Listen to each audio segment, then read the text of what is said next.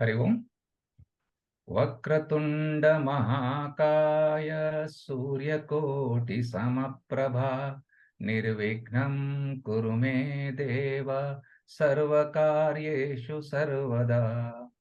गुरुब्रह्मा गुरुर्विष्णुः गुरुदेवो महेश्वरः गुरुसाक्षात् परब्रह्म तस्मै श्री गुरवे नमः। तस्मै श्री गुरवे नमः। Shri Gurubhyo Namaha. Namaste friends.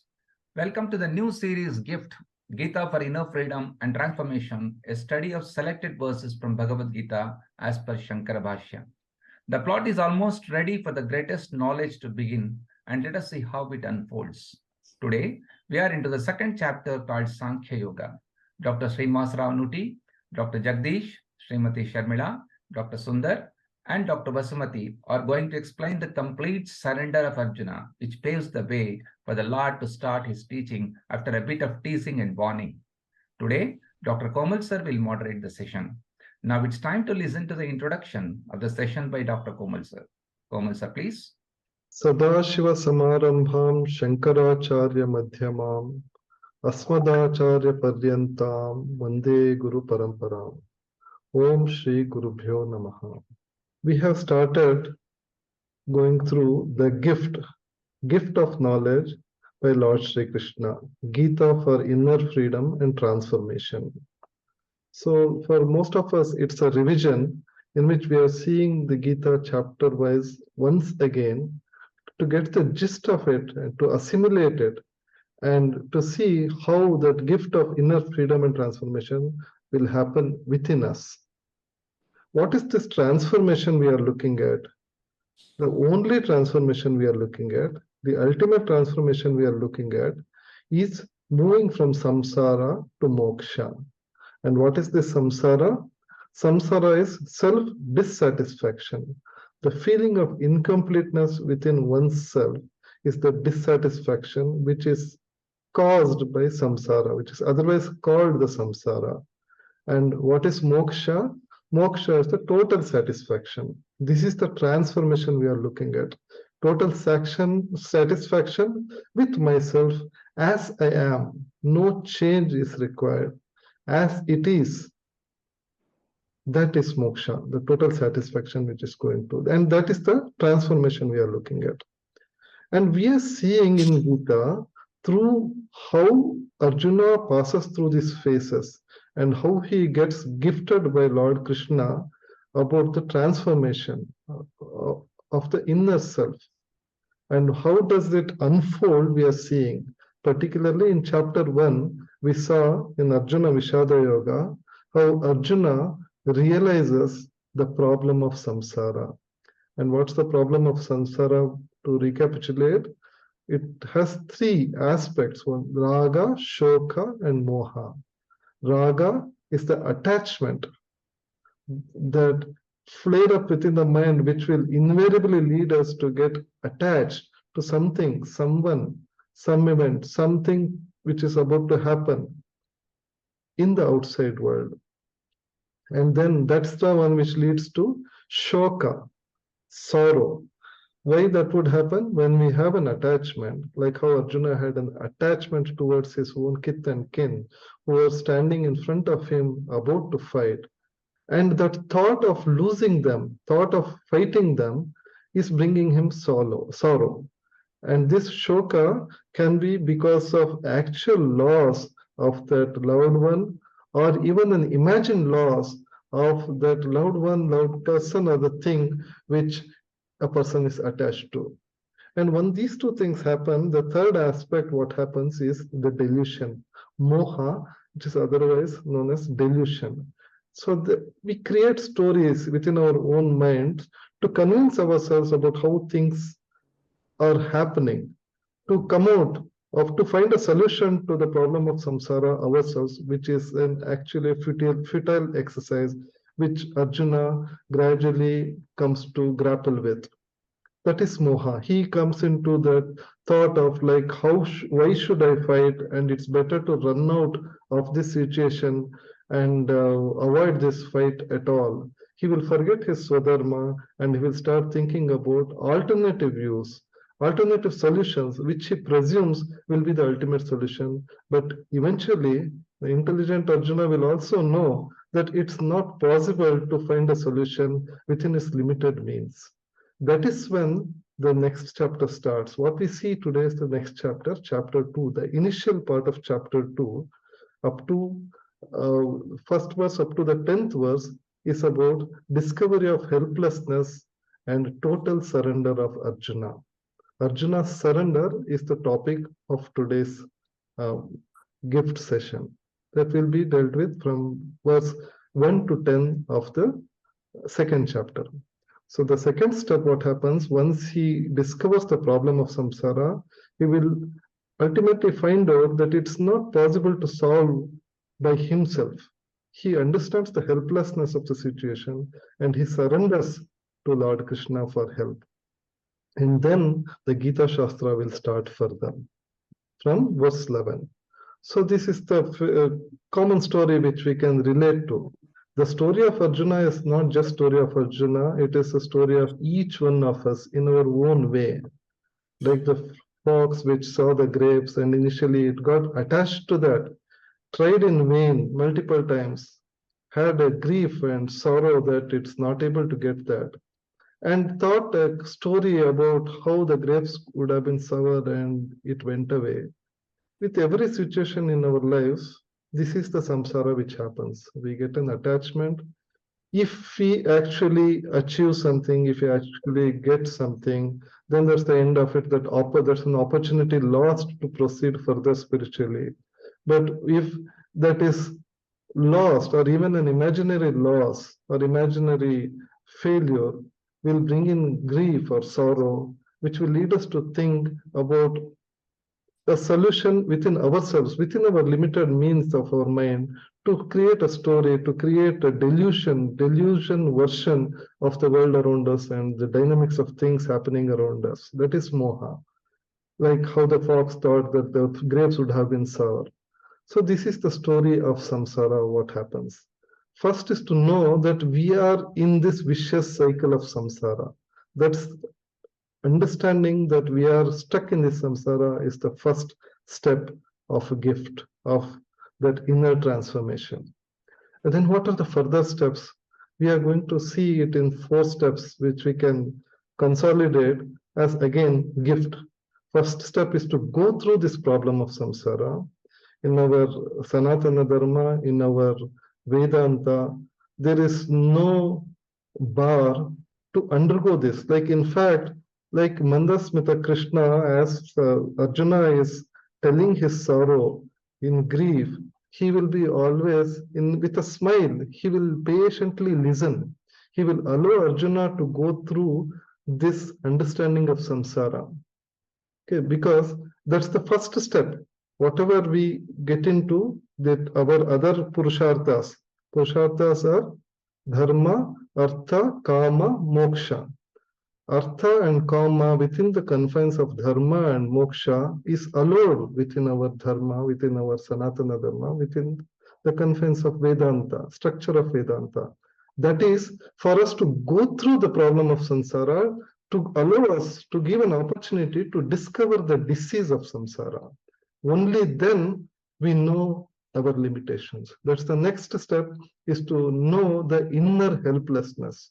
It's like a person who has some dust fallen in his eye.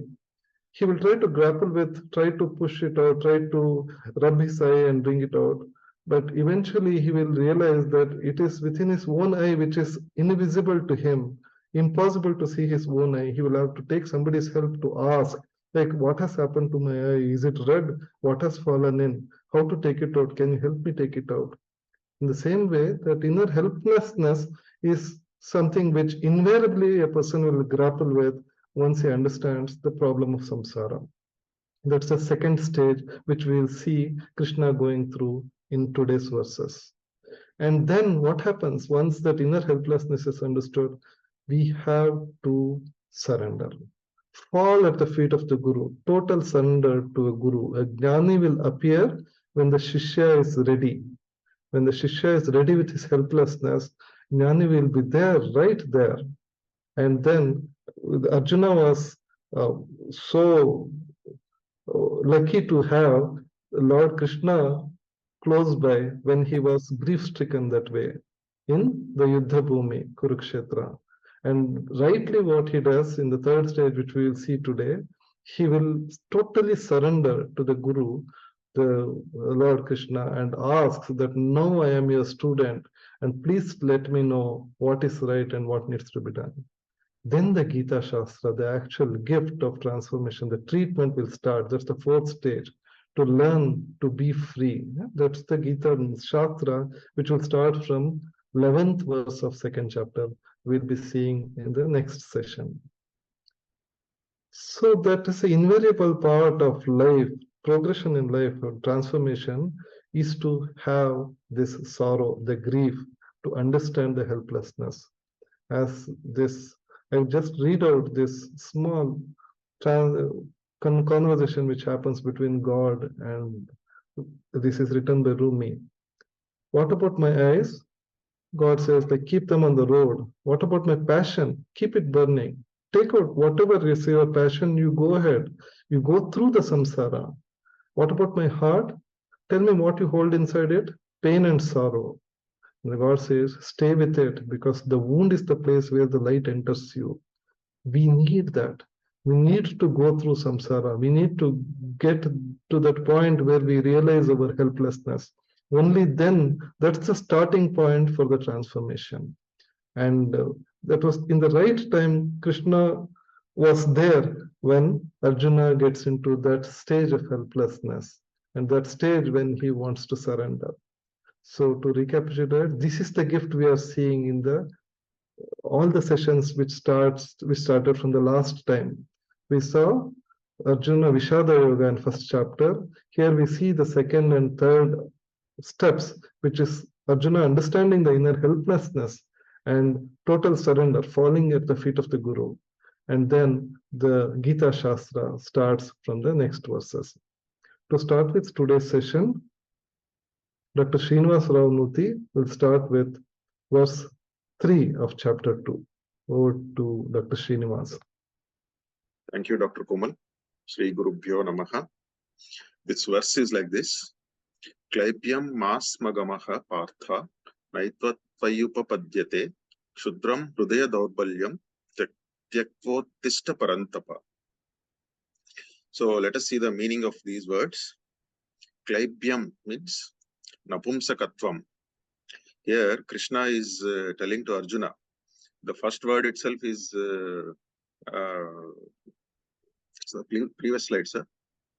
The first word itself is little bit, it looks harsh. Why he is using such a hard word to the best hero in the whole world of his times? So probably why he is using this, probably the previous year in the Virata Parvam, he was acting in the role of a Bruhannala, that is as a dance teacher. So that was his curse which he got from the heaven. Probably for that he would have used it, whether he was reminding him, you are now out of that klibatvam. So he's probably telling him to come out of that. So we may take it that way also. Anyway, so ma smagamaha. Ma means don't. Smagamaha means prapnuhi. That means don't prapnuhi. That is don't obtain.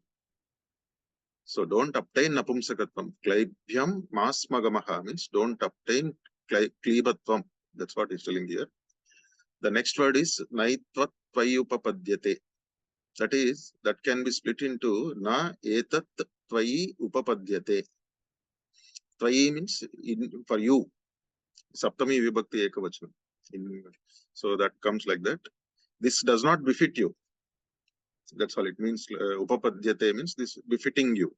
So na etat tvayi upapadyate. Na means no, it does not. Etat means this one. Upapadyate means befitting. So this does not befit you. Don't get into the klibatvam. That's what this line means. Next line. Shudram hrudaya daurbalyam tektva. Previous slide, sir. Shudram hrudaya daurbalyam tyaktva uttishta parantapa. Shudra means alpam, alpatvam, meanness. Hridaya daurbalyam, again same. Napumsakatvam means basically that is understood as physically strong but mentally weak. So hridaya daurbalyam, weakness of the heart. Although he's telling you are strong, but your heart has become weak now. So hridaya daurbalyam tyaktva, that is, leave this shudram, that is a mean weakness of the heart. Leave this. Tyaktva is continuous tense, present continuous. Leave this and do something else. Do what? Uttishta. This word is again taken from Kathopanishad, probably. Kathopanishad also we have Uttishta, frequently used by Swami Vivekananda also. Arise, awake, sleep not till you do your work, like that. So Uttishta means get up. Leave behind this weakness and get up. And in these two lines, the last line is Parantapa. Parantapa means Shatru Pidaka. Param, that is Param Shatrum Tapayati iti Parantapa. That is Tapa means we have even Tapatrayam. Burning. We have three types of burnings from inside. So that is Tapatrayam. We call Tapatrayam. That is, somebody may have Dvesham. So he'll be burning of that Dvesham. He'll be burning, he'll burn himself. That is Tapa. So we have three kinds of Tapa. That's why it is called Tapatrayam. Anyway, so here that Tapa is used as, once Arjuna comes into the battlefield, he just vanquishes the enemies. So that's why he is called as Parantapa. Next is Partha, means son of Pruta. That is, Pruta is another name, maiden name was Pruta. So son of Pruta is Partha. So basically the verse is simple. So basically it's telling, leave behind this mental weakness, and it does not befit you, and get up and come for the war. So that's the meaning of the verse. So looking at this Krishna's calling Arjuna as Klaibhyam, that is Napumsaka, like that, we should not underestimate the greatness of Arjuna. So it is just a simple word, it is. Arjuna was not a weak man or anything like that. Only thing is, he had a problem of mamatvam, as Dr. Komal has initially mentioned. He got mamatvam inside, and he developed dharma bhiti, fear that he may not be. Dharma bhiti means fear of not following dharma. That's all. But Arjuna has had the problem what we have, but we may not have all the qualities of what Arjuna had. So that's what we should identify and differentiate, not equate ourselves to Arjuna. I mean, general condition is we should not look down upon Arjuna, and he was telling, I will run away from that. Not that he would have really run away from the war. He would have fought the war, but he would have underperformed. Yeah, had he not been cleared of his doubts. So not that he will run away. No Kshatriya of those days will run away in those days. We should not take it that way. So he would have fought the war. He would have had this mamatvam inside, and he would have underperformed, and probably he would have lost the war. So that way, Krishna had cleared all his doubts, and he was bold enough to admit to Krishna the surrender aspect, which we hardly, I think, nowadays any of us will have. The surrender. We will never surrender because we cannot get beyond our ahankaram and I-ness and minus. We cannot get over. So surrendering is not easy. It's not a small thing. And surrender means it is complete surrender. It's not a just tell that I am your Sishya and please accept me as good. It's not that way. That is not surrender. Surrender means complete, total surrender. Do whatever your Guru says. So he says, take these 1,000 stones, keep it that side. He may tell. And again, he will tell, take the stones and keep it this side. Just do it. Don't ask why, what. That is surrender. So naturally now, so if you take all these aspects, one thing is we should not underestimate Arjuna's capabilities. We can compare like he is like Usain Bolt of today's, or so like Sachin Tendulkar in cricket. So the best archer in the world. Just because of that small mamatvam and dharma bhiti, he had these doubts and he expressed it in the right person and he got it cleared and he fought and won the war. So that's how we should take it. Thank you, sir. Gurubhyo Namaha. After being a victim of the Vishada Yoga, the greatest archer Arjuna has thrown the Gandiva in despair and is despondent too. Krishna wants to whip up Arjuna in the second shloka of the second chapter. And he says, Kutasta Kashmalam idam vishame. Why this dejection? Why in this perilous strait with 18 Akshohini armies ready for battle? Your attitude is anarjustam, asarvagyam, akirtikaram. It is unaryan-like and disgraceful. And he intensifies this sarcastic chiding in the next shloka, third shloka, saying, Parantapa, the sculpture of enemies, your Clybium, impotent, Chudram, petty, Hridaya Daurbalyam, weak-hearted, Uttishta, get up. But Arjuna is unmoved. Partha's predicament is between the Hatya of his gurus and grandfather, and so he says, how can I shoot arrows on Bhishma and Drona who are worthy of worship? And so the next shloka, shloka 5, unfolds. Shloka, sir. Guruna haitva hi mahanubhavan Preyo bhoktum bhaikya sampiha loke hatvarta kamamastu gurunnaiva bunjiya bhogana rudira pradigdhana. Next slide, sir. Rearranging these words for comfort and understanding, iha loke, in this world, api bhoktum bhaiksham, even to live on alms bhiksha, hi shreya ahatva, is indeed better than mahan bhavan guru hatva, killing noble gurus and teachers. And next slide, sir. Bhunjiya iha rudira pradigdan, and enjoy the blood-stained bhogan arthakaman, pleasures of wealth and sense objects. This is his argument in this shloka. Now, though Bhishma and Drona are in an adharma stand, Arjuna feels they are his gurus and superiors, and material profits after slaying them will be tainted with blood. Perhaps the Purvapakshi attitude of Arjuna is due to the fact that here in this battleground, he has his own grandfather who has got exemplary chastity in the entire Mahabharata with lifelong austerity and even self-denial, absolutely sacrificial. And also Drona, his revered guru, whose versatility of battlecraft and is a big role model for Arjuna from day one when he took him up as his teacher. Or maybe further still, Arjuna is trying to pose himself as a martyr of his own morality. Whatever it is, it shows his state of perplexity and confusion. Now, the battle of Kurukshetra, slide, sir. Now, the battle of Kurukshetra is nothing but our own battle of samsara, with duvidha, often between two bad options. The options for Arjuna are, well, whether it's Bhiksha, which is unfit for a Grihastha, or Guru Vada Papam, as the shloka says. Sriyo Bhoktum Bhikshampi Loke, or Mahan Bhavan Hatya. So Arjuna further rationalizes by saying, how can I enjoy the blood-stained wealth? Now, in our own battle of samsara, all of us seek moksha, as initially Komal gave in the introduction. The bliss is what we are looking for, but go through the Vishada yoga of raga, choka, and moha. Now, what does that lead to?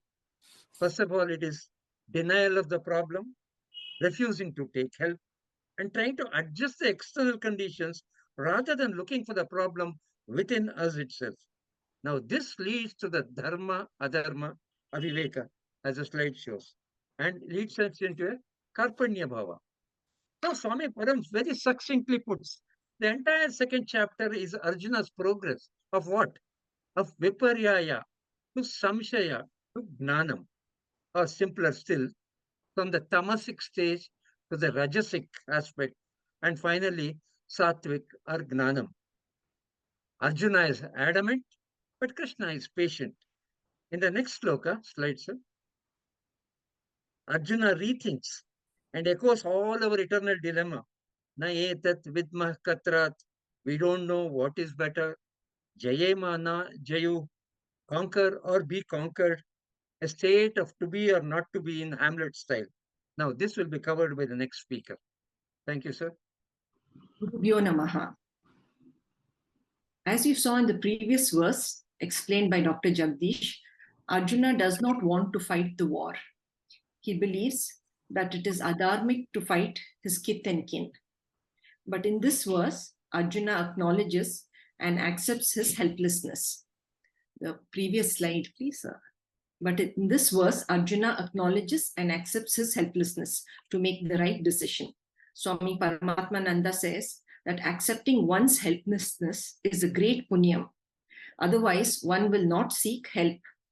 There would have been no Bhagavad Gita without Arjuna's need for advice. So this is a turning point, as Arjuna cannot make his decision on his own and is expressing his helplessness. Next slide, please. Na chaitad vidmaha katarano gariyo yadva jayema yadi va no jaye yuhu yaneva hatva na jiji vishamaha sevastitaha pramukhe dhartarashtraha. The verse meaning goes like this. Moreover, we do not know which one of these two courses is better, and whether we will conquer them or they will conquer us. Those very Kauravas, killing whom we will not even decide to live, are assembled in front. The word meanings go like this. Cha, moreover, na vidma,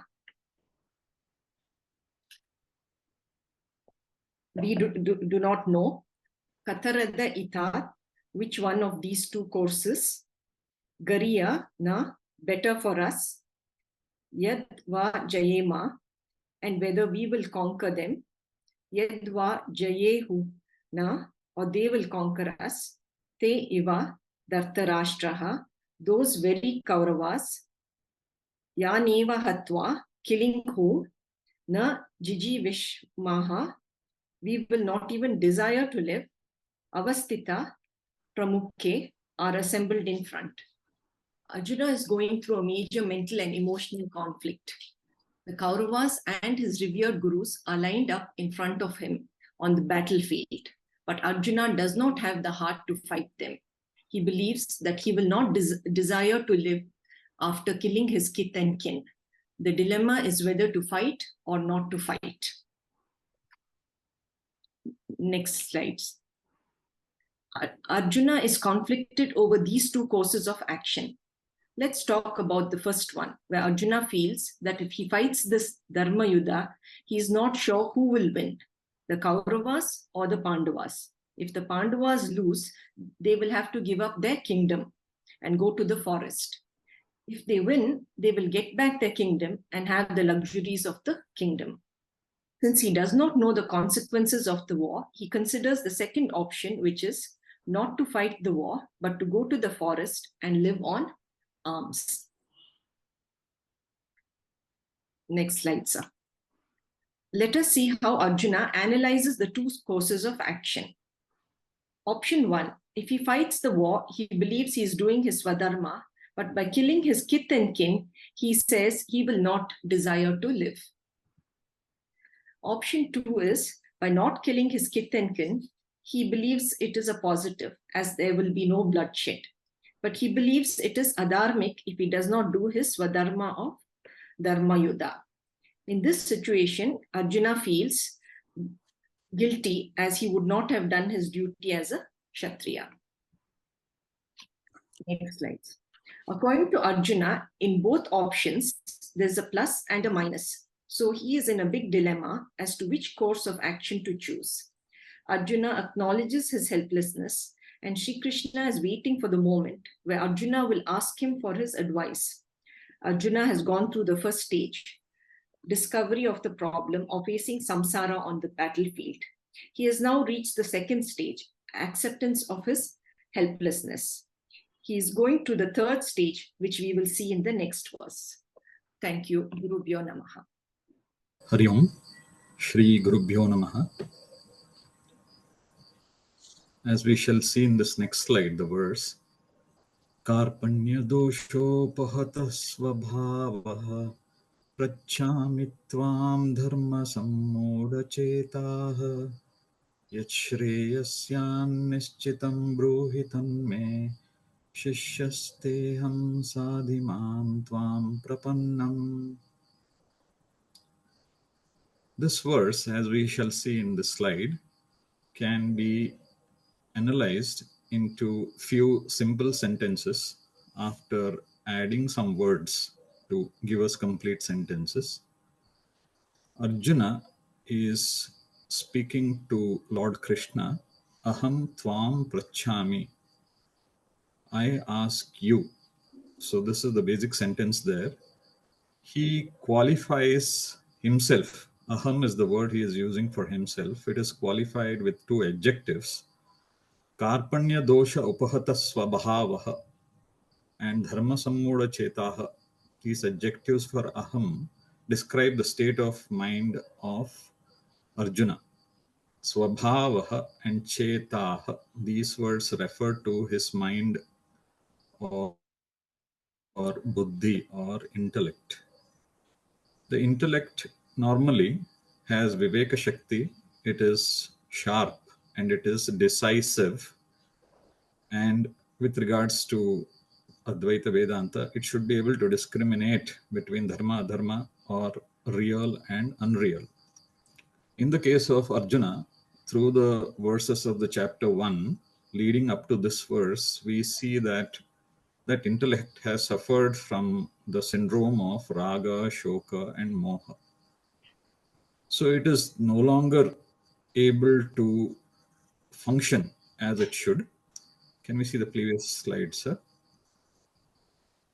So the word used is his svabhava or intellect is upahata. So his intellect is made non-functional, it is obstructed, it is stultified. So many words Swamiji uses. And because of that, he is now in a situation of helplessness, which is karpanyam. And because of this, he is not able to see what is right and wrong. That is what is described by the word dharma sammoda. So such Arjuna, as we see further in this verse, is asking Lord Krishna,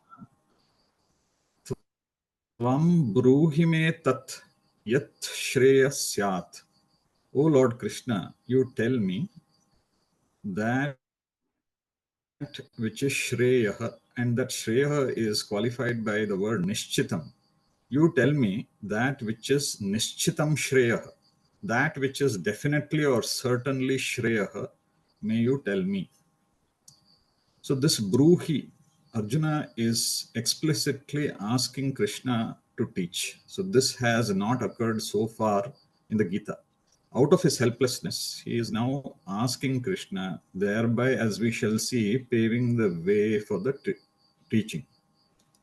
The word Shreyaha here has been explained by Acharyas to mean that Arjuna is asking to teach what is good. Here he is suffering from the problem of samsara, sorrow, delusion. So Shreya could also mean that Arjuna wants Krishna to teach him about Brahman, to teach about moksha. We shall see further. Arjuna says, Aham te shishyaha tvam mam sadi. Having asked to teach through the word bruhi, now he is becoming more clear and he is telling, I am your student. Te sishyaha. Tvam mam sadi. May you teach me. That word mam, referring to Arjuna as Sishya, is further qualified by the words prapannam tvam. Prapannam tvam mam. I who am prostrating to you, may you teach. So this Sishya and a prostrating Sishya, prapannam tvam, is a clear indication for Lord Krishna that hitherto Arjuna had multiple preconceived notion. He suffered from samsara, but he was having viparyaya. He was trying his own means to get out of it. And through the end of the first chapter, beginning of the second chapter, he is having emotional upheaval. So these two factors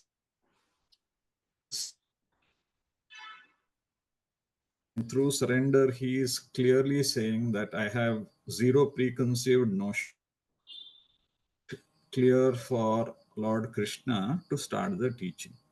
Acharyas also give explanation for the word sadhi.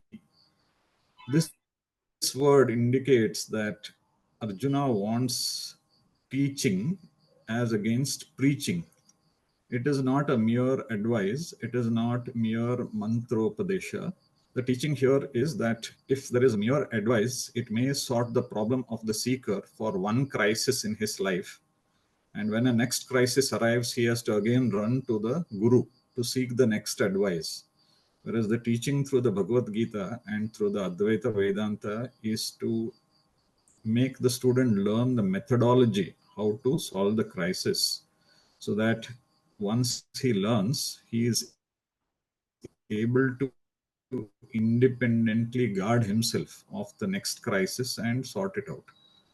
So, as we see in this next slide, in conclusion, this is a key verse, and the meaning of this word is: with my mind overpowered by helplessness and with my intellect completely deluded regarding righteousness, I ask you, tell me that which is definitely good for me. I am your disciple. Teach me, I surrender to you. So, in conclusion, as we see, yes, sir, next slide. So, several stages Arjuna goes through, which we also need to go through before the teaching, the Moksha Shastra, becomes relevant. And in today's class, we have seen the later stages that Arjuna is going through, and this verse refers to the Karpanyam and Sharanagati stage. So in this next slide, we can conclude that this is a key verse where Arjuna is changing himself from being that best archer in the world, the soldier, to being a student who is having a complete open mind to absorb the teaching of this Moksha Shastra, and thereby he is converting Krishna from Partha Sarthi to Jagat Guru to Gita Acharya. Om Shri Gurubhyo Namaha. In the previous shlokas, Arjuna is indicating that the problem of samsara cannot be solved by worldly accomplishments. Every human being should discover this fact that the human problem cannot be solved by material accomplishments, and one has to go to the spiritual goal of life. And going to the spiritual goal is going to a guru. And this a person will discover after a lot of experience. But one day, everyone will have to come around to this. Therefore, Arjuna says, Hey Krishna, you have to help me. And with these words, Arjuna surrenders and becomes silent. And that is when Sanjaya comes in. The verse goes like this.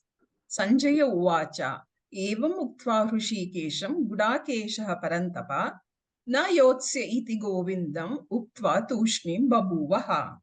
Tatparya, Sanjaya said, having spoken thus to the Lord Krishna, Arjuna, the destroyer of our enemies, said to Krishna, I will not fight, and became quiet. Next slide, sir.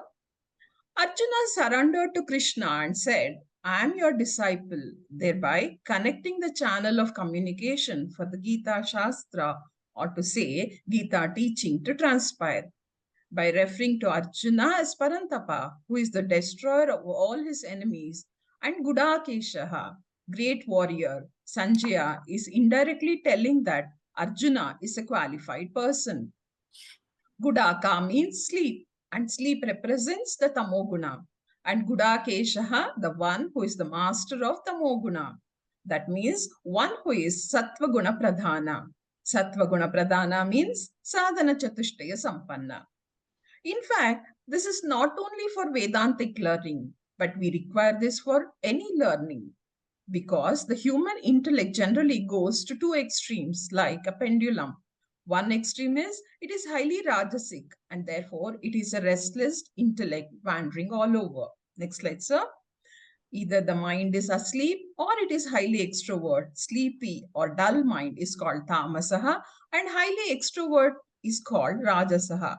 While wakeful, non-extrovert, receptive, and registering mind is called sattvic mind. And Sanjaya says, Arjuna has got that mind, Gudakeshaha.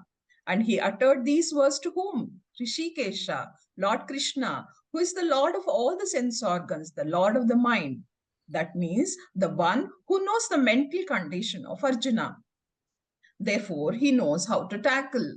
And having said these words, Na yotsya iti govindam uktva, thereafter he said, I am not going to fight this war because I'm not very sure whether fighting is right or wrong. At the same time, I'm not going to run away from this battle because I'm also not sure whether running away is right or wrong. I'm not going to do either of them, and I want to wait and hear from you and thereafter decide properly. Govinda is another name of Lord Krishna. It is a significant word. Several meanings are given for this word. One meaning is the protector of the world, Gam Vindati, one who protects the world, Govindaha. Another meaning is the Dharma Shastra meaning, one who takes avatara and protects the dharmic people and destroys the adharmic people, and thus protects the world. There is a second philosophical meaning in this. Go means Upanishadic scriptures, and Vindaha means the one who can be grasped through the Upanishads alone. Next slide, sir. The Lord's true nature can never be known through any method, and such a Lord he surrenders to. And Uktva Babu Vaha Tushnim. He became silent, and Sanjaya says Ha. Ha signifies looking back at the turn of events. Just a few minutes before, all the noises were raised from the shankas, drums, etc. And now it has become all quiet, from battleground to philosophy class. What a change! To indicate this change, Sanjaya uses the word Ha. Wonderful indeed. Then what happens? We will see in the following verses. Thank you, sir. Hari Om. Thank you, Dr. Vasumati. So we are seeing the gift, what Gita takes us through for our own inner freedom and transformation. What we see here is not just a story of Arjuna and the Gita Shastra being told to Arjuna. With Arjuna as one fit, qualified person, as we see here, who goes through the stages of knowing the problem of samsara and then understanding the inner helplessness, how he has surrendered at the feet of Gita Acharya, Krishna here. So we have to, with a parallel stream in our own minds, as we are hearing this Gita Shastra, we should be open for our own internal transformation by relating to the happenings, what is happening to Arjuna, like that same Vishada Yoga we go through in our lives. The same, till we understand discover the disease of samsara. And once we know the disease of samsara, next step, like how Arjuna went through, is to understand how helpless we are to solve the problems of samsara by our own limited means as an individual. And the next step, after we have gone through the turmoils of samsara, is total surrender, as Arjuna does here. And only then the gift of Gita Shastra will be bestowed on us. Like it is said in Mundaka Upanishad, Pariksha Lokan Karmachitan Brahmano. So we have to experiment and we have to test the ways of workings of the world around us, the dynamics of the world around us, and see what the world feels as success and failure, what we feel as success and failure, what we value in life, and then see the limitations of that, what we get attached to, and then go through the stages as Arjuna went, from Arjuna Vishada Yoga to Arjuna Sharanagati. That's a stage when the Gita Shastra will be started, which will start percolate into us. So this is the gift we are going to see, and it gets more interesting, and the actual teaching will start from the next session. Thank you. Thank you, Komal sir, and all speakers of the day for a wonderful session. Thank you, friends, for your active participation. On Friday, 17th November, let us tune in for the second session of Kathopanishad at 6:45 p.m. Om Purnamadah Purnamidam Purnat Purnamudachyate Purnasya Purnamadaya Purnamevavasishyate. Om Shanti Shanti Shanti. Hari Om. Shri Gurubhyo Namaha. Hari Om. Thank you.